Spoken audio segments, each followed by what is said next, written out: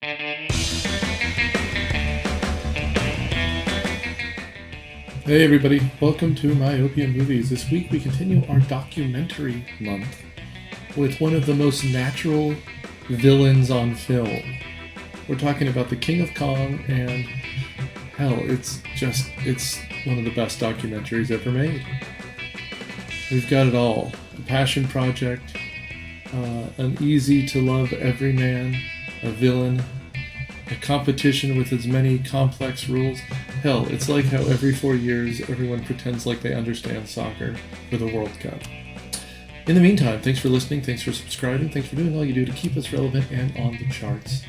And please keep sharing, and keep sharing, and keep sharing. Thanks, everyone. 464. Right. Oh, crap. Does the recording record video as well as audio? No. No, he's recording the video and he's going to post it to everyone. He's going to let the school know. God help me. I generally don't upload the videos, man. Don't worry. I am using my Donkey Kong coaster. It blurted out like, oh, now it's zooming in on you. It blurted out like it was profane. It was King of Dong. It's like, I don't want to get sued, bro. Now zoom back out. Nintendo will be all over that. Auto-frame. It's like, it's zoomed in your forehead. Nick, you just need to do that whenever you want to make like a really good point. You know, we'll That was a dolly zoom done by my neck. Monkey Kong. Okay, we're recording. I'll just start this fine. That doesn't matter. Here, I've activated the AI, whatever that means. No idea. I don't know. It's in the Zoom, so it's Copilot, so it doesn't matter. Apologies for the wait. I had to reset my GGC password, my online lecturing password. Oh, that They happens. pay for this shit. I don't. it's a new semester starting, so they want me to reset everything. Oh gosh. Although what's cool about this is you can see the transcript. It tells us who is speaking. You can determine it based on who's talking. Yeah. You want to see the transcript on the bottom. Right. I like that. Yeah. I can do pull quotes and make sure the actual person gets cited. Just a reminder, this is people. So you can do what you usually do, but make sure you watch the screen, because otherwise all you're going to do is talk over each other. Mm-hmm.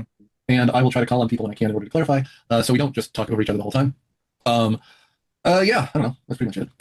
But I think almost all of you have done this before on podcasts, so it's mainly for my own, whatever. Repping like it's 2020, the COVID episodes. I was about to say, I didn't do any of them during COVID, but I've been in plenty of Zoom meetings during that awful period of time, so Yeah, it'll be good. listen. But, you know, that's true. We did do a bunch virtually. And then we just gave up and you guys came over. That's true, too. Yeah. All right, so I've got the chats open. I've got the things open. I've got the video streaming. Let's see if we can get this going. All right. 1, 2, 3.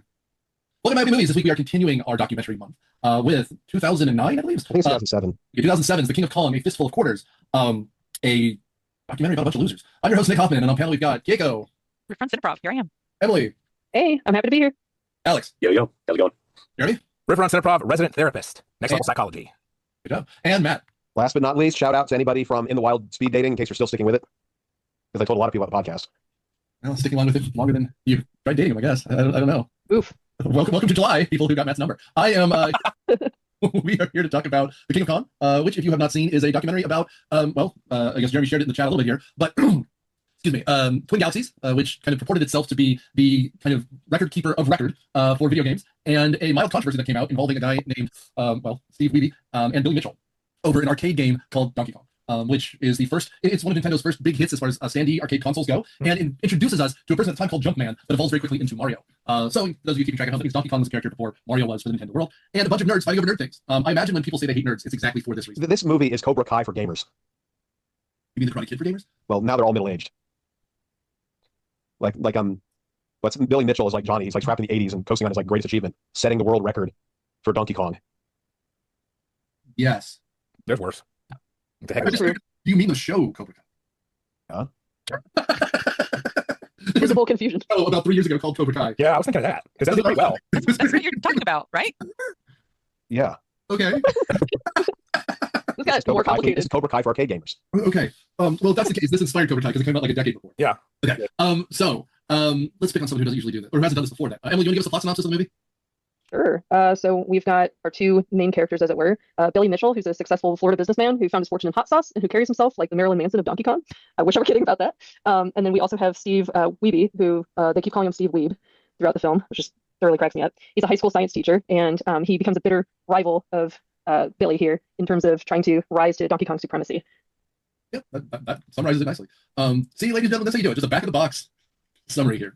So when we do our panel discussions, as you guys have heard us talk about before, at the end of the season, effectively we go to a local sports bar, and we were trying to avoid the wing place this year, but then Keiko made us go to the wing place this year out of spite. Yeah, she did. No one else wanted to. She made No, it. it was awful. Kidding. But we essentially draft the whole season. And for the first time, after years and years and years, we had been talking about doing documentaries. We finally decided to do a documentary. And I believe I took it upon myself because I think I'm the only one who's seen all of these documentaries. But I wanted to make sure as many people have seen this picture as possible because it's insane. And when I show it to students, they all love it. This is a home run every single time. But I believe before tonight, or before we assigned this, Jeremy and I were the only two who had seen it before. Right? Jeremy, you've seen it, right? Absolutely. I saw it back around probably 2011 or 12. I can get more to that later, but yeah. Yeah, I was not a guy in theaters who was aware of documentaries really, but like when Netflix became available, documentaries suddenly were very widely available. So I got that disc. Now, kids, you used to have to ask them to mail you a DVD, and what you would do is make a copy of that DVD and send it back without watching it, and then keep it on a spindle forever. But no, I remember watching this right away and thinking it was just a delight. Like it was truly a delight. But Nick, you've been referencing this for years. So this little reference here, reference there, suggesting we watch it. So I had expectations. I had high expectations based on your love for this. Well, and I've recommended a lot of things over the years. I imagine, was this worth the hype, Ewell? I think so. I mean, final verdict to come. Audio media, buddy. In his defense, we invited him over, and so we watched it on our theater together. Yeah. And I thought this would be a kid-friendly movie. Like, I have like a little bit of a higher, I'm like PG-13, like whatever. And my 7-year-old was not interested at all, and he left the room. And my 9-year-old like was very resistant at first, but then he kind of settled in.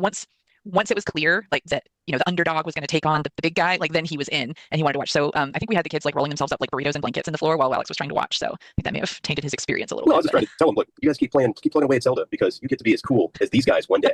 And it's like that. I think it's like what Walter said. Like, you get the pretty girls coming up to you saying, "Hey, I heard you're really good at Centipede." Yeah, we all laughed at that. Look at And these my guys. 9-year-old was like, "Why are you guys laughing?" And I was like, "Oh, sweetie, because girls aren't usually impressed by video game skills. No. Boys are." Well, and it's so funny because, like, I'm not going to say now it's like big business, but Games Done Quick and Summer Games Done Quick raises millions of dollars for things like Doctors Without Borders. There's nothing here about that. There's no beneficence. These are just this time thinking about it, I was trying to think of jokes as we do. Keiko, Jeremy, nice job now to be funny for no reason. But like, And no money. Business is booming on my end. but like, can you imagine the smell of Twin Galaxies? These people sitting unmoving for 12 hours a day for 4 days straight. I mean, Dragon Con isn't a breeze, but at least people move around a little. How about the referee shirt too? Walter Day. Yeah. That's I probably love like him. Chuck E. Cheese Pizza and Crushed Dreams.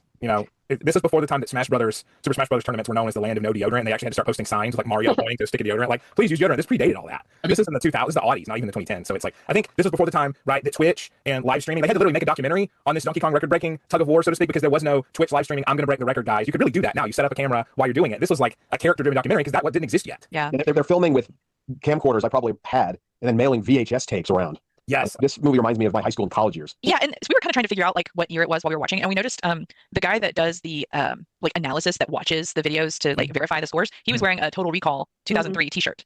And so I was like, okay, so we're between 2003 and 2007, and it was kind of wild to me because I'm like, I was in high school then, like at some point in high school, and this feels like a different time than that because like I was not using a camcorder. Like I had a little Canon camera and I would record little videos on that. Like I don't know, why were they? Yeah, we had digital. You could have on a digital It could be AV camera at that time. It wasn't for everybody like it is now. Yeah, but I mean, like, Wait, are you saying I was an AV geek? No, you weren't. The people who did all that stuff, like the proto streamer, like Nostalgia Critic, Angry Video. No, you're saying they had like video equipment. Yeah, and I just they had did. my little Canon. Right. And That's why I felt different. Like I didn't have a ton of video equipment. I was in my high school video yearbook class. I was taught how to edit using VHS and VHS, and I remember when digital cameras were super new. That's like 2003. did you have your video toaster or whatever to edit the stuff? Video toaster. That sounds real familiar. Oh yeah, that's how. And D-Paint for graphic stuff. Taking it way back. Yeah, man. Taking it back to the old school because I'm an old fool who's so cool. Wow. Break it down. Very impressed. what is happening right now? That is freestyle rapping. Well, Alex, why don't you tell everybody what I'm drinking? Oh, you drink a little bit of that banana thing? 99 Banana drink? No, it's my kids call it banana juice. It's for DK. But it's water kefir, but it's banana flavored. Oh yeah, that stuff. You were telling me how you make that. Yeah. It's a healthy probiotic drink. Very fitting for Donkey Kong. I think I he'd know. approve, especially if he's like on a juice cleanse or something. What's up to the store for Donkey Kong's banana juice, everybody? Limited one from Nintendo. Banana juice. I don't know. Yeah, I don't either. Yeah, I can't decide if I like it honestly. It's a little weird. I don't think it's for everybody, Yeah, it's really Oh. not. I don't think Donkey Kong's banana juice is for everyone. You gotta be a real monkey. You gotta be a real monkey to Oh like it. my. Anyway, I mean, this Anyway. is full of intrigue. Go ahead, please. I love this movie. I'm a huge fan. We were just curious because Billy also like makes hot sauce, and Mhm. we confirmed that you can actually still purchase it today. And near the beginning of the movie, we were like, yeah, I wish we could have had some hot sauce. We could have sampled it during the podcast. And by the end of the movie, we didn't want to No. purchase. I don't want to patronize Billy Mitchell. Absolutely not. I bet it sucks. I bet Yeah. it tastes like banana juice. Especially it's very patriotic. But man, look at me. What do you think? What's he saying? He goes, Three "What do initials. you think I played in the video game at high score?" And I'm just looking at him. He looks terrible. And they're like, "Remember the times where yesterday?" He goes, "USA." He goes, "USA." Yeah. We get Mexican gamers and Canadian gamers around here. when you said think about what initials, my Yeah. first thought was just ASS because he's totally an ass. If he hasn't run for local political office in Florida by now, what is he doing? Come on. He's exactly the type of guy who should run for, like, I don't know, whatever state representative seat that in Florida he seems like the type. This is a guy who got so twitchy about having his Donkey Kong record broken from the 80s that he sent 2 cronies to Steve's house to investigate his machine because he was convinced like some gamer rival from the 80s had sabotaged it. Because every accusation is a confession. Another thing we've learned from politicians. Well, and it is funny because, like, I mean, we kind of have to talk a little bit about the structure of this movie and the structure of this world because that's the only way this thing at all can exist. So effectively, we're brought into this world because it was 1981, I believe, but there was a magazine spread, a Life magazine spread of the greatest gamers in the world. And what they did was they took kind of like the 10 most popular arcade games and set the record holders together. And it's a very silly kind of basic photo shoot. It's your kind of fluff piece that's supposed to talk about this new fad, right? Like when I remember something very similar to this when they did about the X Games, talking about the St. Joe Mama's Olympics, right? Like that's what it feels like. And we're introduced to the fact that Walter Day respects Billy Mitchell because on the day of that photo shoot, he was there for whatever. I think he was there for Donkey Kong. No, he was there for something else. He was, and Steve Sanders was the guy who was there for Donkey Kong. Centipede. Mitchell was there for Centipede. Sanders got it. And Sanders beat him, or he beat Sanders on his first quarter, effectively. Yeah, 800K to 200K. Yeah. And I believe Sanders said he got a high score, which isn't even possible in Donkey Kong or something like that. And it made the guy become a lawyer. And ever since that point, the infrastructure has built up around Walter and Billy Mitchell as the kind of best in gaming. That's what's going on. Walter's the referee, right? Yes. Who owns Twin Galaxies. Yeah, he's like Mr. Miyagi. He has like this meditation temple. And he's a musician too. Yeah. He wanted this to be the Karate Kid so bad, Matt. But yeah, like he wears the referee jacket. We even have him doing this like promotional video at one point where he's making hand gestures for cheat codes, emulation, and swinging. It looked like it was from G4 Tech TV. I need to do some digging, but if you look at the 2000s typography, because I love 2000s design, like Y2K design, it had that sleekness. I think that, and it looked so professional for that time. I'm wondering if that like is something that aired on G4 Tech TV back, because we could do a whole episode on that on like X-Play, because that stuff was so niche and cool to put on. Yeah. Do you remember? Anyone remember the Nickelodeon show where you were inside the video game? Yes. Nick Arcade. Yeah. Dude, I just thought of that. Yes, Nick Arcade. Used to want to go on that so bad. I was always a Legends of the Hidden Temple guy myself. Nope, that was a good And Guts. Guts, yes. Aggro Crag. You get at least the Crag as your trophy. Yes. Yeah, man. But that game was so cool. It was Nick Arcade, was that what it was? Yeah, it was. That was amazing. Like for the time, early 90s, I was like, wow, he's in the game. I'll put you in Sonic. Now you're playing with Power Glove reference. Back to the previous episode, The Wizard, which is all about the Power Glove. Oh yeah, I missed that one. I don't know if I knew y'all yet. No, probably not. No, that was the one that was Rain Man for kids. That's what it is. Like California. What?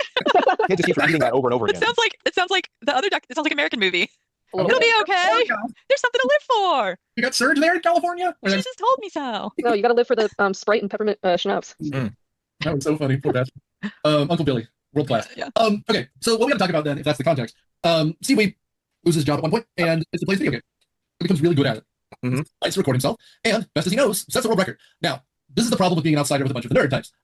He plays by the rules as he understands it. Yes. That ain't how the game is played. And so, even though he does everything right, he records the video, he's ignoring his family, and he sets the record. They are naturally suspicious of this outsider who's suddenly good. And here's the whole confluence of all of this stuff. Billy Mitchell is an obsessive. You notice that none of the games he talks about have come out within 25 years of when we're talking. Even some of the arcades we visit have modern games like Marvel vs. Street Fighter and 2004, 2005, whatever the film. Resident Evil. Resident Evil, exactly. House of the Dead. I was gonna say that's what I meant. House of the Dead. That's Pokemon Snap. Oh yeah, the kiosk to print off the pictures. That's the good stuff. That's right. Dance Dance Revolution. If Billy decided to get back into gaming just to be the best at Dance Dance Revolution with those spindly legs of his, that'd have been awesome. Deer Hunter. Billy Mitchell, best player in Area 51. Yeah. I remember that. Terminator game with the gun that goes has kickback. Oh yeah. The big old walkie gun. That was a fun one. That one has a kick. What's that name of that place in Marietta where you can go play video games? Flashback games. We need sponsorship from them. I'm available.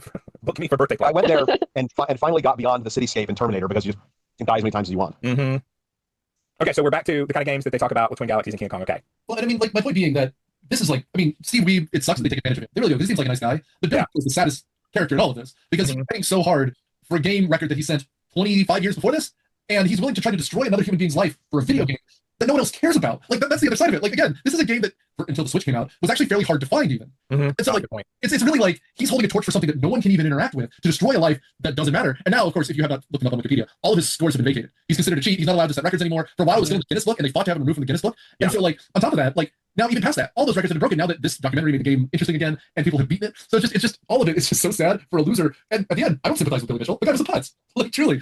And friend of the show, regular contributor Candace met him, and he was a jerk to her too. So I trust Candace Wisłowski more than most. So if she says someone's a jerk, I believe it. Meanwhile, Jeremy, you said you met Steve, and he was delightful. Yeah, so funny thing about that. So I discovered, just like you did, Nick, this documentary through the days of Netflix. And so it was probably around 6 years after it first came out. And I heard that it was a really good documentary. So I watched it with family, and we had something called the Kong Off in Denver, because I lived there at the time. And it was another one of those contests, and it was the One Up arcade bar, which is like the locations you see in King of Kong. Like you go, but it was kind of this cool hipster, get a drink, had like an ecto cooler drink thing about Ghostbusters. Really cool 2010s hipster arcade vibe. And I got to see Sanders, the guy who became a lawyer after getting beaten by Billy Mitchell. I got to see Steve Wiebe. I got to see Billy Mitchell, and I saw, of course, Walter Day. So I got a picture with Wiebe, and he was a really cool dude. And I think he's the only one I got a picture with. But I mean, and I would have to go see who actually won that. But none of the people competing at that hold the Donkey Kong title now. It's somebody totally different. But Wiebe was really cool. He's like he's in the movie. Just very unassuming, nice guy, genuine dude. But again, like I get it. To me, it just seems like he's a dude who wants to have a beer and play a video game. I mean, there's a guy early on who's like, everyone plays video games. Your grandma might think of it as just solitaire, but it's a game. And he's wearing like a Burger Time shirt, and you're just like, oh my god. Like he must just be beating the ladies off with a stick. Like I've never Very a time. documentary filled with so many mouth breathers in my life. These are I love the one scene of the guy getting mad. Like he goes out to the car and he just like beats up his car to Yeah, just that put was always something in front. yeah. I don't know who that was. It was so wild. That was like a reaction. The guy goes to his car and has a hitting fit. Like, Yeah, like I mean, and it just shows like how seriously these people take these events, because that was when they showed that was the first time where they made Wiebe come to Twin Galaxies to try to like prove that he could actually do that. So it was I guess it was like one of the competition tournament weekends or whatever. So I guess the guy lost both his men in his game or whatever game he was playing and just got mad and had to go throw a little temper tantrum. And then there was another guy who retired at 30 and he just goes and plays video games every single day. That was awesome. I was like, why can't that be my life? I know. Was that Brian Koo? Yeah, that was Brian. I was going to say it was Brian Koo, who is just the most sycophantic little, just acolyte of Billy Mitchell. It's just to watch him just suck up to him every scene in the movie that he's in. It's really, he is cringy to the core. Yeah, My I mean, God. he obviously idolizes him, and he's who you're impressing with the Centipede score. Like it's that guy, and then him like calling Billy constantly to update him on Steve's score and like to stand over him and loom over him while he's trying to prove himself to these people for like just to make them happy. Like I don't know, it's a really interesting thing that he's like a good guy who happens to get good at a game, and then he's like, you know what, I'm gonna send it in. Like I want to whatever, and then they're like, oh no, this isn't legitimate until you do it here. You got to come here, and he's still just totally amenable to that and friendly and warm, and that definitely comes through. So it's just what a crazy dynamic. well, and you kind of I don't want to say switch gears halfway through. I want to talk about that scene though, when like he's playing the game and that dude is wandering around. Oh yeah, I did. Yeah, That's good. I've never hated a person more in my life. Right? Like it's malicious for the sake of maliciousness. I don't understand why you would worship someone so much to see someone else lose. And then he's like, it turns out that he's obsessed with Billy Mitchell's score and thought he'd be the first one to get a crash screen. What are they called? Kill Kill screen. Kill screen. screen. Kill screen. Guys, there's a kill screen, Donkey Kong kill screen potential kill coming screen up. coming right up. Yeah. Well, you and guys, if you want to see it. we were chatting about that because Walex was like speculating that he was just doing that to be a jerk, and I don't think that is the case. I think that truly is just something special to witness. Sure. Mhm. And so that was my vibe, that he was like, holy cow, he's actually there. But I do want to say one thing he did was totally a jerk move. Was one time Steve lost a man, and that guy came right up and just wrote something down on a piece of paper right next to him and like left, like recording, oh, he just lost a man. Amazing. At the score, Right? right? What score he was at when he lost a man, and it was like over 800,000 or whatever it was, and so he was. Seems petty to be petty, It is. As an aside, it's funny because most video games now don't keep score because that's absurd. And so now the thing is speedrunning. And I was just wondering if any of you could think of a video game that you would want to do as a speedrunning game or as a high score try to get. I mean, all of us here play video games to an extent. If I remember the documentary, even Grandma, it turns out. Well, this is before Candy Crush addiction threatened millions of people and their livelihood. And kids could buy $100 or $1,000 worth of coins on a parent's phone by accidentally clicking or not accidentally clicking. Not accidentally, no. Yeah. Right. It'd be fun to speedrun like Pokemon Red or something. I mean, that would take so long. It'd be fun to do something like that. Or I know Mario's such a popular Mario 64 because you can glitch through walls if you hit the right stuff. Maybe Crash Bandicoot. That's a good one. That's what I was thinking. I was thinking of one of the Legend of Zelda games. Go ahead. Oh yeah, I was I gonna like say Spyro. Ocarina of Time, because there's plenty of glitches that you can do with that. Nice. To do speedrunning. Ocarina of Time is what I always think of because, like, I mean, I played it, not even crazy. I probably beat it maybe a dozen times or less. I don't But, know like, how many games I've actually beaten, but I think I eventually did play all the way through Metal Gear Solid in like 8 hours. the original one? Wow. The one from like when we were in high school, like the 2000, whatever PlayStation that was at that point. No, I know. Like, there were Metal Gears before, but the first Metal Gear Solid was 1998. Do you want to guess what the world record is at any percentage? Of what time in No, Metal Gear? Metal Gear Solid on the PC or on PlayStation. But 2 the world hours? record is the beating it. You shut down. Hello? No idea. Like 2 hours. I don't know. Yeah, this is the game. It's 1998 for the PlayStation 1. Anyway, so the world record is 29 minutes 54 seconds, Dang. and the one to play on PlayStation, the world record is 59 minutes. Wow. Yeah, no, I mean, again, like for me, it is. It's like watching people beat Mario 64 in 7 minutes. Like that to me is interesting because like the Nintendo 64 in particular was a very flawed graphic system. Like they made great games, no question there. But like, so I've gotten stuck in walls before accidentally without trying because it was just these games were rushed. And so when they say this new Ocarina of Time remaster, which I think is the third remaster, Yeah. but it's not going to be the same game anymore. No, it's a complete remake. Yeah, this isn't a remaster too. The new one that's coming out, it's going to be a total remake, ground up. Well, like the one on Build. was made by a different company. It wasn't even made by Nintendo. It got a new graphic system, new mapping. It was all completely redone. That was after the guy who made the Water Temple apologized. Right? Brezzo Yeah, that and- might be where I actually gave up on it. Like I remember, like I played it, but I never beat it, and it was just too hard for me, and I didn't have a guide or anything. So I was like, Well, that's why I give up. So from playing plenty of like Ocarina of Time randomizers, I've learned like at this point I know the Water Temple like at an embarrassing level, so I don't get stuck there anymore. But I definitely got stuck there plenty of times as a kid. Yeah, maybe throw that in your Substack when you write about it. Oh yeah, definitely. like the Water Temple is notorious. Right. But again, I was just curious because different channel completely. But I remember how proud I was to unlock 007 mode on GoldenEye 64. Right, like by the time you're like trying to shave fractions of a second off to unlock invisibility, like I must have played some levels 500 times in order to do that. And first of all, my legs fall asleep if I sit about thinking that long. Think about sitting that long, which is a sentence. But past that, this world record stuff. It's fun to watch. I mean, I'll admit to just putting on games done quick and just you can scroll watch 2 hours of someone beating all the Mega Men. So what's interesting about this is like, because I was watching it with my kids, they were like asking about the game, and they were like, wait, so why does the last game why does the last level just kill the character? And I was like, well, back then the game didn't have enough memory or computer power to run like any more levels, so they have to have an end that you can't get past because it can't go on forever. And I think they only had like, I don't know how many it was. It looked like, from the screenshots they showed, it was like maybe 40 levels, and they were really hard. Like your average person playing an arcade game, you're going to die within 2 minutes. Like, and I think one of the runs that Steve did, it was like 2.5 hours. So it's like to survive in a game like that where you're just constantly being, hit from all sides with barrels and whatever. That's just wild to me. And that was the thing, is like I never beat Ocarina of Time. I did beat A Link to the Past when I was a kid, but I replayed it recently, and I had like a more modern save where I could just save wherever I wanted. And like, the current like Zelda games like Breath of the Wild and Tears of the Kingdom, you can save whenever you want. And someone like me who's like not that great at gaming, but I still enjoy them, okay? But it helps a lot to have that. So you're not going to see me on any speed runs, but I might collect every mushroom in a game. There you go. The one thing I actually appreciate is that they really limited the footage of the actual gameplay on the screen. Maybe other people aren't like this, but even just those short little clips of like jumping over a barrel and just missing one of the barrels, it's so anxiety-inducing for me. I was like, my God, I can't even watch this in this documentary, let alone like be there like white knuckle playing it. You were like secondhand feeling the pressure he was under. Yeah, I'm glad that they were really they didn't include much of the actual footage, but I think it was a good choice for the documentary. It was really fun watching Alex watch that because he was like, oh God, come on. I wouldn't be able to, my goodness, I would not be able to be a Steve Wiebe at all. I remember playing this game on I got like my cousin's Atari, one of the Atari models. So even like the early 90s, I was playing games from heck, I had like Pong and everything from the early 80s, mid 80s, and for those Atari classics. So I remember playing this game, and I remember it being very frustrating. I gotta say, like all the old like Atari arcade games, early NES games, like they are no joke, like very difficult. Yeah, put those quarters in. They had to be because there couldn't be as much game. I feel like games are easier now because there is more game that you can have. So even if you're super, talented at playing this game, there's enough material for you. But back then, they really had to put a lot more experience into such a smaller package. I feel that that's why. So it's just kind of an interesting way that gaming has evolved from those super hard games to, not quite as anger-inducing. Yeah, because it's all about attention these days. They don't want people getting frustrated and quitting. They need your attention on the game today. Yeah. You're not necessarily sitting in an arcade, feeding dollar bills into a change machine. They want your attention on the game, so you can't want to quit. Well, that's why they've got me hatching like golden animals in Harry Potter. Like I'm like, that's the thing I need to do now, and I don't know why, but now I gotta get all the golden animals. Gotta do it. Well, it's interesting that games used to be like you bought a cartridge and it needed to be hard enough to be worth the purchase, but it wasn't. But it made it more difficult artificially, maybe by difficulty versus length of the game. So you got your value in having to learn repetitive patterns and do. I mean, Walter's so serious about it. He talks about the level of intelligence and pattern recognition and hand-eye coordination needed for these games, and you see that's how they started in the 70s, 80s, and kind of the 90s. And then you get in this world of RPGs and games being difficult because you need to have critical thinking and get a party together, and then you keep grinding and completing different tasks and it's golden era. If you buy a game, it's self-contained, it's long, and now we're going back into this world where we have quarters. We have DLC where you buy a game, and you put in more quarters, you get more game, put in more quarters, new patch, put in more quarters, get an outfit for your character that makes them look great or whatever. And so we've almost come more into that, keep feeding the machine quarters, but this time you just swipe and you give it $20 here, $10 there. It's very interesting to me. It almost resembles arcade more than games did in like the 2000s where you buy a PS2 game. I mean, that's it. Yeah, I agree. You're right about that. Well, it says something about the personality styles of people who get in these competitions, right? It was very interesting to see Billy's parents versus Steve. Steve's talk about him and his personality. Billy's talk about Billy's personality. And like the family element, Steve's family talking about how great a guy he is, and he's come on some tough luck because he got let go. Now he's a teacher, and the kids love him because he's a cool teacher and makes it applicable to him. I mean, it's really a personality analysis, and you see, just like Steve, like it's a masculinity metaphor. Like Steve is cultivating this hobby, this competency through this game, and like mastering drawing on the board, like drawing the spring patterns, like obsessively. The engineer's brain is kind of what this movie is about. Like how do you modify this and that and account for X and divide by Y and this and that? And everybody doesn't like that. And there are games now that are not like that, right? You have more of the story-driven games that you just want to get to what happens next. Right.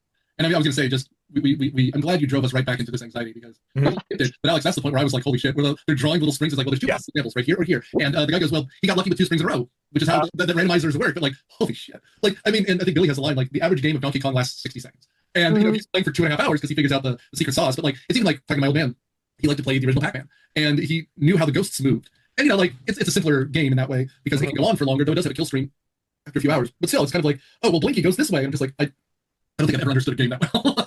Part of me really appreciates it from that standpoint. I don't know, it's just fun to like get into the technicality of it and just watch them like in their element, just really focus on it. There's something fascinating about that. Well, I like when people do the any percentage speed runs of the 64 games because that's what they're doing. They're like, well, if I do this, it fills this variable up with that, and then all of a sudden, pow, master sword. I'm just like, that. Those aren't words you're using, but at the same time, it's working very clearly. So yeah, or the people who can beat certain tracks in Mario Kart 64 in 3 seconds because they know where the little gibbet is, and you're just like, cool, I'll watch you break a game. I don't care. Yeah. Speaking of that, I was looking through Twin Galaxies website, which is still active, and they have a forum if you want to meet video game nerds, and they have.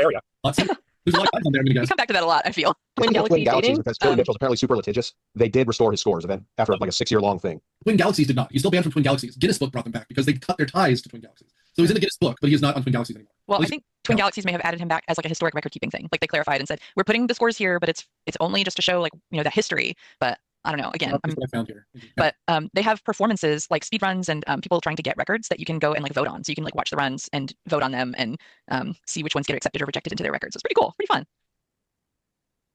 So when you say that his records were like accepted back into Guinness, you're not just talking about his original scores in the 80s, you're talking about the ones from this time period too?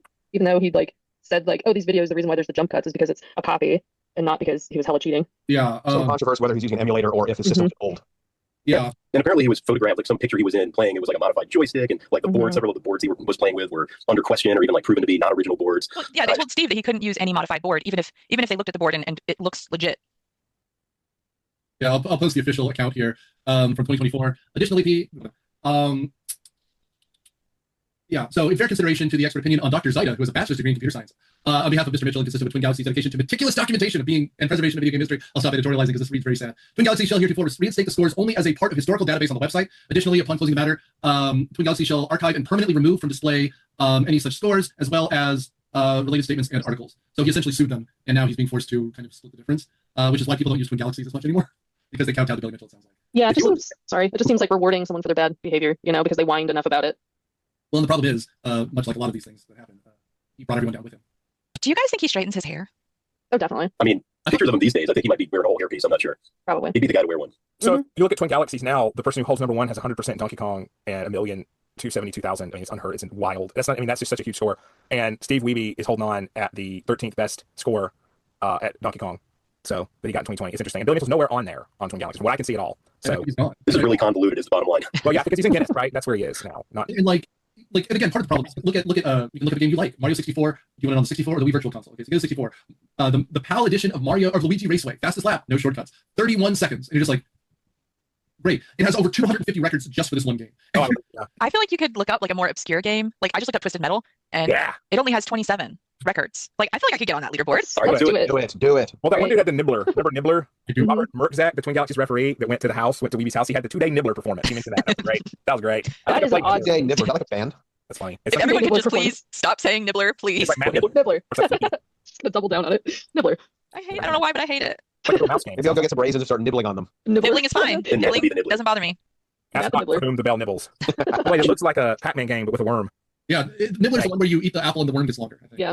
I think we should also talk about Roy Shields, Mr. Awesome, at some point. Oh my god. Because And I didn't quite I don't even know what that understand. persona is. He's like some sort of Yeah. proto pickup artist. The from proto the- Ranzona. He's like a dork comic book. Like I don't, he had all these things going. Like I kind of looked up a few things about him, but yeah, sort of definitely pick up artist style. And Billy Mitchell thinks he's like his arch nemesis or something. Yeah, he hates Billy Mitchell. Yeah. Oh, by the way, Matt, because we're talking to you here now. Your favorite game is StarCraft 2, specifically, right? Have you played the first person mode? No, I just play multiplayer. There are no registered records for StarCraft 2. So you filming yourself doing it, even if it's 10 hours to beat the whole thing, you would have a Twin Galaxies record, my friend. Can you take breaks though? I imagine this is the kind of thing where you're not allowed to take a break. Didn't they have a whole South Park episode where he's like, "Mom, the bucket." World of Oh Warcraft. yeah. Yeah. All right. So confirmed that Matt is going to get a world record in StarCraft, and Kieko, is it going to be Nibbler or what game? No. Nibbler on let's see, set 1, Nibbler. Nibbler. 1 billion points. Wait, yeah, 1 billion points. 1 billion points. What's the world's easiest game? Who's Rumbly Tumbly Adventure? Off-brand Winnie the Pooh. Yeah, Oh, but yeah. Boner Force 75. You might assume why I think it's a guy. I can guarantee you somebody named Boner Force 75 is a guy. And there's I'm also surprised. showing his abs. Unless there's a girl who wants you to think it's a guy. Which Like I game said, is there's a that? picture of him with a beard. Which game does he have the record for? Nibbler. Oh, okay.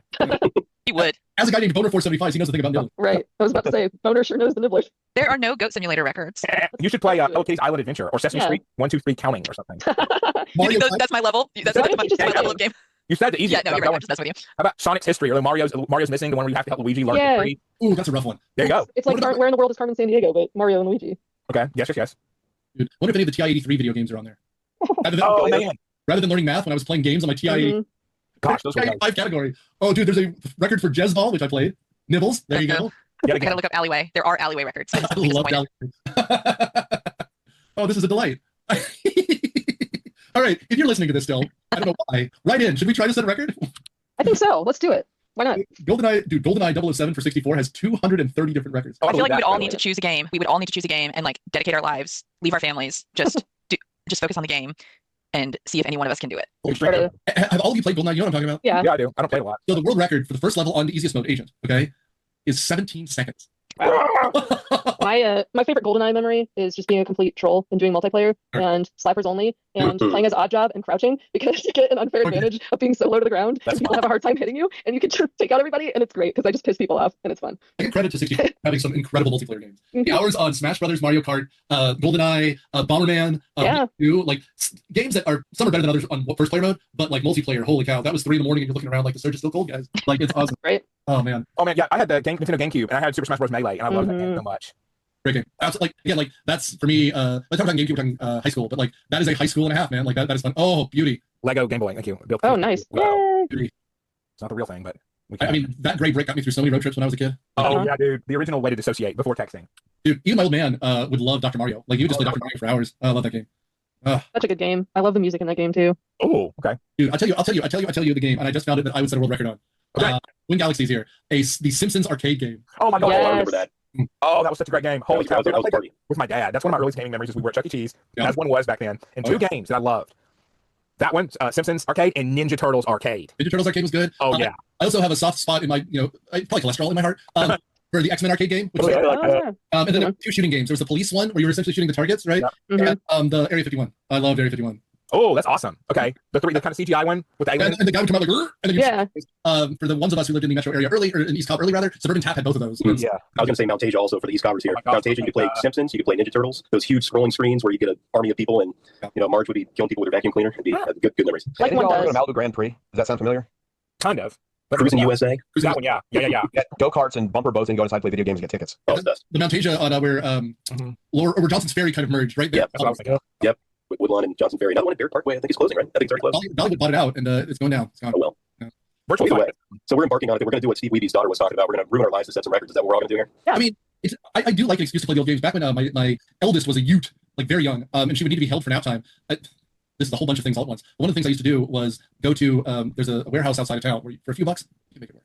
No, but you'd buy these things called Gaylords of random things, and these were these giant piles of things you'd spend like $1,000 on or whatever. And I got one on video games, and for $2,000 of cash, I filled my entire car with games and systems and all this stuff. And I kept for myself a 3DS, which I hacked, and so I played through all the Mega Man games. Oh yeah. And like literally, she wouldn't nap unless I held her, so I'm like holding the baby like this, and I have this 3DS playing through Mega Man's 2 through 8. And you could do the save state if you wanted. But I was trying to stick to the actual game. Yeah. But, like there is just something about beating those old games, like Em was alluding to, that part of it is like they couldn't update the game. If the game sucked, it sucked, right? And now the Tell me about it. they still released the damn game. Like everyone's so fucking excited for GTA 6 when it's going to be an absolute train wreck for the first year.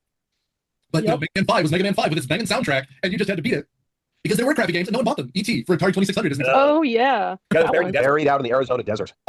They had a bunch of the ones that they dug up on eBay, and I was this close. I was this close to buying it. There's a documentary on the people who made it, by the way, which is actually very interesting. Because Spielberg's like, I thought it was a pretty good game. I'm like, you have $1 billion and you don't have to say anything. Oh. But yeah, man. I guess we should talk about the movie that we're here for. The part that pissed me off the most happens at the last 30 minutes or whatever. But Steve keeps showing up at these gaming things to try to beat the record in front of people, and he does. He absolutely freaking does. At one point, there was some legalistic nonsense where he at one point beat the record on a console that had both Donkey Kong and Donkey Kong Jr. So they put back the score, gave him a caveat, and then he beat it again anyway. But part of the thing was he wanted to go head to head with Billy, and time again, Billy does not show up, even though they're actually playing in his hometown for the Guinness tournament. They're playing in Hollywood, Florida. And by the way, if there was ever a man to be in Hollywood, Florida, it is Billy Mitchell. He is everything about being in the wrong Hollywood that there could be, right? Like, ugh. For the last day, weren't they only like 10 miles away from him and he still didn't show up? And at one point, he kind of wanders through, like, he has a restaurant, and I guess Steve does not know it's his restaurant, right? But he's just there, and Billy is in the parking lot and drives away. Mm-hmm. Like a little. I thought he walked by him at one point and didn't talk to him. Yeah, like there's not too many people I want to spend too much time around, and then he just sort of stomps off with his wife Evelyn.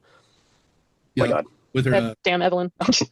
I do like that that video game money purchased his wife, or hot sauce money purchased his wife breast augmentation, and she is happy to tell us all about it. Oh yeah. She's very happy to make it our business, which is funny. And that shirt she was wearing like towards the end, it was just like she really wanted us to make that her business our business. Well, it's funny because again, Steve Wiebe, right? Weedy. Yeah, no, his family's just so normal. Like the kids want to swim in the pool, his wife is just a normal person. Everything about Billy Mitchell you want to hate. And by the way, by the end of it, everyone is on Steve's side. Walt is pissed that he doesn't show up. His little toady lawyer guy is like frustrated that Billy doesn't show up. And by all accounts, like there's a scene where they're in Billy's restaurant. He's like, Steve seems like a good dude. Like he beat in front of all of us. He seems like a good guy. He played by our rules and won. And he's even introducing himself to the family. Like it's so interesting how the soft kindness of Steve wins the day. And I almost feel bad for everyone around Billy Mitchell because they have to keep apologizing for him, and he's just a prick. And like, again, he can come after me all he wants. I have enough lawyers in my fucking family. But like, the point of the whole thing is this documentary clearly went in with no caring. I would guess at the end of the day, they saw the piece on Steve Wiebe in the local press because it was played on the local. Because he's in Redmond, Washington. It's near Microsoft, and he was an engineer. He might have been fired from Microsoft. Maybe he saw the Epstein files, and Bill got rid of him. But like, the whole thing was that like, he played the game, someone saw it, and then he got entered into this world of bullshit. And it's so funny because and I've said for years, this is my version of D&D because we're all on the same page. It's a way for us to hang out and do nothing. But I know these nerds when they play Magic the Gathering. I know these people when they play any number of things where they spend all of their lives making sure that they make other people feel like garbage, and they're willing to spend hundreds of thousands of man hours and $1,000 to put together something that's designed to make you feel bad about yourself. And Steve's just not that dude. And it's so nice to see that he becomes the hero of his own story. His wife is like so super supportive too. Yes, she was great. Yeah. Well, and again, as a therapist who's some of these people, like Steve is the one who's emotionally healthy here. Like, and he's bad about it. He feels like they're kicking him over, but it's almost like the best thing you can do. Like, there's this great shot they have in the last half of the documentary where they're desperately trying to prove Billy, like get Billy there. Everyone's trying to get Billy there, and the cameraman catches him just fixing his hair through, like, in a bathroom through a slit in the door, and you're just like, oh, he cares about literally nothing else. He's just such a prick. It's so funny.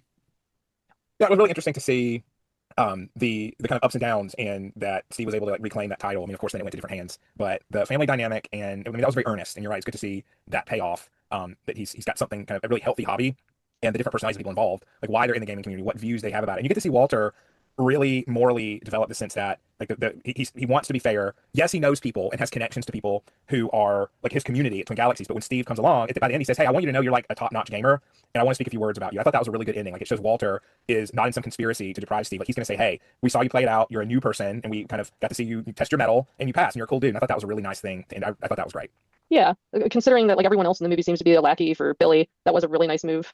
Well, and it's so funny because like one of the last scenes is them at Billy's restaurant, and all these people are at the table. Billy refuses to show up, and then he does. It just stays in the parking lot and literally drives away from the camera crew like it's paparazzo. So weird. Steve just showed up to eat lunch, right? And you can see in the background while they're talking to the camera, one by one, all the other gamers go and talk to him. Even Walt sits down with him to talk to him because he's done nothing wrong other than crack this veneer that Billy Mitchell is the greatest human being who's ever lived. And the reason why I chose this for the movie like series here, I've never seen a documentary other than something like Roger and Me or whatever, where you know who the villain is in advance, where such a natural villain is created. Like, Steve does nothing to Billy. Nothing other than beat his score, but it's a score. Like, Jack Nicklaus is not the greatest golfer in the world anymore because the man is in his 80s, right? Like, no one should take offense when a younger player comes up. You can fight for your record and say, well, Michael Jordan's still better than LeBron. Not anymore. The man's in his 60s versus his 30s. Or 40s is my age, for God's sake. But, like, that's what's going on here. And so to watch Billy Mitchell be afraid to even make eye contact with this man or even look at his console while his wife's like falling out of her dress is so funny that this man is such a coward with his skeleton on, or this mullet on, right? Like, it's very funny. Yes, I was definitely thinking about sports records while watching this, and like only in this sort of sequestered community could you act like Billy Mitchell. Like, if someone starts threatening his scoring record and he starts acting like Billy Mitchell acted at any point, he would be clowned on and ridiculed until his dying day. But it's just, I couldn't help but compare it to like what would happen if like an athlete was this averse to having anyone approach one of the records. They would be ridiculed. Well, and it's funny because about halfway through, it becomes a Daily Show where you can tell that the producers really start hating on Billy Mitchell as well. I'm sure he sued them for bias or whatever. But it becomes like Billy Mitchell says something like, "It only counts if you compete head to head." And then they ask his wife, and like, "Have you ever seen him compete head to head?" He goes, "Oh, never. He never competes head to head." Like, like, and time again, when Billy sets up an absolute, he's the one who breaks the absolute. And I feel like Walt is in a bad situation here because at first Billy's the one who lends him credibility.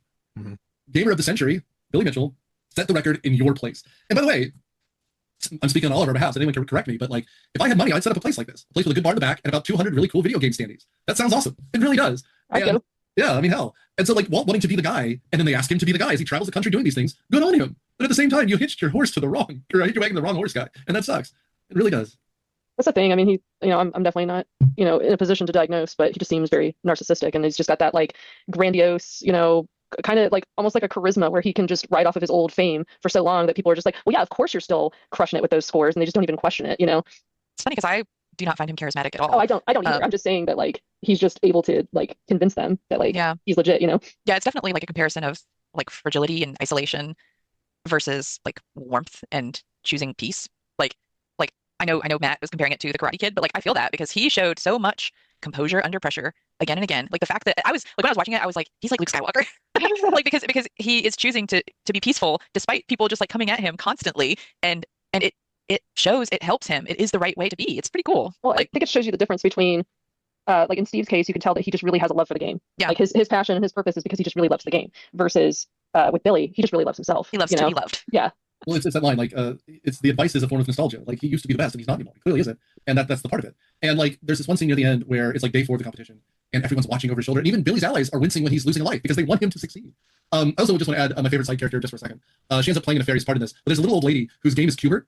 Yeah. Arla or something like that? Doris, I think is her name. Self, yeah. Doris Stark, I think. Something like that. Anyway, she's the one who delivers the infamous tape that we were alluding to. After the record is, and Billy calls in with his breathy, like, I have a tape that you should all see. It's me and Princess Peach. They're gonna break the internet. No, that was the wrong tape. Don't watch that. Don't watch that. But like in a manila envelope, like we're watching an episode of X-Files, there's this VHS tape this old lady delivers. And then for the rest of the movie, she's in the background playing Cubert. Like she's just there with like a plastic cup filled with coins, like she's in Vegas. She just brought all of that chaos, and she's like, all right, let me get over to my machine now. Yeah, Board Self. There you go. And Kelly Tharp for the two. And I don't know which one she is, but she's like, and then you're right. Like at the end, everyone claps because again, it's a crowded scene satire where at the end everyone claps for Steve because Steve actually showed up. Billy didn't. And then the cutaway, like we're in the office or something, is Billy sitting in a bench, sitting next to his little lawyer friend. His lawyer friend's like, Steve's a good dude. We were happy for him. We're glad he's here. And Billy's a piece of shit. And it's very funny to me because I have better hair than Billy Mitchell. Luxurious. Look at that. Although, I mean, Walex is even better. So right? Okay. And neither one of you presumably has a hairpiece. Who knows? As far as we Who know. knows? Never tell. Only Maybe his that'll be a reveal in season 14, right? Season 14. Weirdo! But I do I love love that soundtrack. Go ahead, sorry. No, please. I love the soundtrack. Soundtrack Yes. slays, but also It was great. by Steve. Oh, it was what? I said, you're right, the soundtrack slays, but a good chunk of it is played by Steve himself. Oh, yes, because he's a musician. He had a punk band, I think they said. Yeah, that was cool. But he also, that gets into the psychology thing again because he talks. I mean, they paint him as this underdog, which it seems for all intents and purposes he is. I mean, he had this chance to do really well with baseball, but it didn't come through. Like he missed, he couldn't pitch for some reason, and then he did a Seattle punk band but wouldn't promote, and it was in the era of like Nirvana, and he was pretty good at drawing, and he worked for I think the same company's dad, I think it was Boeing, and then got laid off. And so yeah, it's just Steve the drumming. And I think he plays on his kid's drum kit in one of the scenes, which was kind of was pretty moving. Well, then, like, I don't want to say the movie chickens out, but maybe they got threatened soon enough. But, like, at the end, like, the dude who was the tape watcher, they do show some of it, right? They have the Animal House ending, right? Yes. Robert Mruczek, Yeah, that guy. he, like, quits after the whole fun spot thing. Like, dude, like, again, I mentioned this at the beginning, but considering that Steve meant no malice, like, this wasn't an inside job, man. This wasn't, like, him trying to bait people. He brought the system down, and it's very cool. Like, yeah, it's very interesting. I mean, it does show, it shows the sort of systemic, like, what people think is possible. Like, it's only possible till you do it, right? Like, his score was really contested, and then he's able to recreate to an extent. He does, and then the movie gets made and it says, oh, like, the postscript is, it shows him making his score go higher and getting it, which I thought was really cool for those of us who don't know the ins and outs of Donkey Kong scores. As Steve was nearing the top, like, it showed the kind of stock thing showing the chart, the graph of the line going up as he beat it, right? So we know how big a deal that is. That was a really great graphical choice. Yeah. I mean, it was making games high stakes, like some gladiatorial thing, was not an easy task in 2006, probably. Yeah, great storytelling. Yeah, that was now that's just everywhere because you can gamify. We're all the main character. You have a camera, you stream Twitch, you're the main character. It just wasn't the way it was then. So, honestly, have a conversation on when was the death of the nerd as a bad thing. I think this is almost around the time of that because like nerd culture got engulfed by Marvel mania, and like everybody talked about being a nerd a few years after that, probably 08 or 09, right? The companies that are named after Lord of the Rings, like come on, like all of this stuff has become nerd world since. Anyway, that's a philosophical conversation, but I mean, Chris Hardwick with Nerdist and all that stuff. oh yeah, dude. And then Walking Dead comes on the scene to make horror like a mainstream must-watch TV kind of thing. That's the mainstreaming of horror is also interesting. Yeah, honestly. Anyway, the folk singer singing the Billy Mitchell song, I've never gotten that because it blew me away the first time I saw additional comedy. It's like, oh, Billy Mitchell, gamer man, the perfect game is played. I'm like, what? What's going on here? Like, that just hits you. I don't know about the rest of y'all, but I did not expect that. I was like, okay, all right, yeah, folk hero. It's like Paul Bunyan or something. There you go. His long flowing hair and beard black as coal. He swallowed up quarters to reach his first goal. All right, Sumat, not me. I didn't say that one. Well, you say that. Yeah, Like, the AI lyrics to his song. well, here's the thing. You're making fun of those lyrics specifically, but honestly, like Sonic Racing Crossworlds literally was like, set your goals, steal their souls. Like, literally, those are some of the lyrics. So the Sonic fandom has its own particular diagnostic needs that I haven't had the time to exhaust tonight. As a Sonic fan, we have a lot of apologizing to do. I'm kidding, but I mean, to be honest, Sonic Racing had a wild soundtrack for the real nerds. Like, it's stereo quality because it was on the Saturn, and I played on the PC when it got ported. It's a really good banging soundtrack. The game plays like you're Sonic underwater. The problem is you're not. You're supposed to be racing at breakneck speed. So the Sonic community is a voracious, like, absolutely meticulous crowd. Like, they want what they want out of a game, which is somehow you end up going slower in a car as Sonic than if you're actually just Sonic on foot in the Sonic racing games. I'd be scared if you didn't. I think, okay, Sonic should have been driving a car this whole time instead of running. You know, if he's not that fast. Sonic's great. Oh my gosh. My kids had that criticism about one of the movies. They were like, why is he in a car if he could just run there? And I'm like, guys. Yeah. I don't think he believed in himself yet. Sonic 3 is a great movie. Keanu Reeves, People were pretty good, actually. I'll give them that. The best soundtrack of all time, of course, is the Mega Man game. So you can go. Oh yeah. No, for real though, Mega Man has the best soundtrack. Mega Man 2, like I sometimes just listen to that soundtrack. I think we should wrap this up around here. I'll just go around as I see you on camera. Matt, you're up first. Final thoughts. It was an interesting little documentary. It wasn't too long. It was more like a character study. Recommend? Yeah. Good. Mr. Fox. 5 out of 5. It's a masterful look at games and the human psyche, and it opens with a quote from William Burroughs about this seems to be a world of war in games, and I think that sets the tone. But there's plenty of laughs as well, so you can tell this is something made lovingly toward games. And if you don't like games at all, anybody out there you don't like video games one bit, you're going to fully understand what's going on. You're going to enjoy the personality typology of it all. So fully recommend from me. Doctor's orders. Sis. Yeah, so absolutely, I recommend it. I enjoyed it. It's not too long. I agree with Jeremy that you don't have to be a gamer to appreciate this. It's very approachable for just average person watching it. There's plenty of humor, the right amount of drama. I agree with Alex as far as not spending too much time showing the actual gameplay footage and just focusing on the narrative and the drama and the history between these two people. So yeah, 100% recommend. Alex. Yeah, Nick, like you said, the emergence of Billy Mitchell as just really fantastic villain. And, at the beginning, I'm like, hey, maybe I kind of like this guy. He's kind of cool. He's over the top, but maybe I'm thinking he's okay. He's kind of cool. That very much goes away very quickly. He's a perfect villain to root against. It's a really cool study of just two different personality types. And I was like going into a subculture and just seeing the dynamics there, and the people who have just such little perspective overall of what they're doing. They're doing this for such a relative handful of people, and it's like life or death to so many of them here. So, but yeah, it's really great. Recommend. Kiko.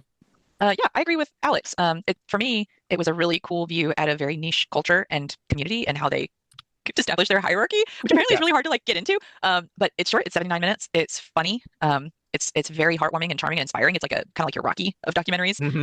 It's very cute. Highly recommend it. I get the final thought because I get to call on people. So the reason I like this is I'm a documentary person. I'm a historian, for Christ's sake. And a lot of these things, like I love me some Ken Burns. Who doesn't? I mean, a good nap on a Sunday afternoon is the best. Not to mention Life and a Bugle. I mean, I think Civil War, I think Roosevelt, they're masterpieces, but they're a very specific thing. So many documentaries of this type are on the outside looking in. There's a great one called Magic Camp, which is about a bunch of kids in middle school trying to do magic tricks at a magic camp, and dude, that pigeon never survives. Like, it's so funny how bad they are at magic, and you're just watching it. Or Spellbound, or Jesus Camp. Like, you're an outsider who thinks this stuff is ridiculous, and you're watching it. Or there's one called Helvetica, which is about font nerds, and you're just like, let's watch this. Yeah, that sounds fun. I mean, it's outrageous. It's ridiculous, and it's fun to watch because at the end you learn something. Just like The King of Corn, where it's about how like corn is taking over our whole country, or who killed the electric car. Like, these are old classics.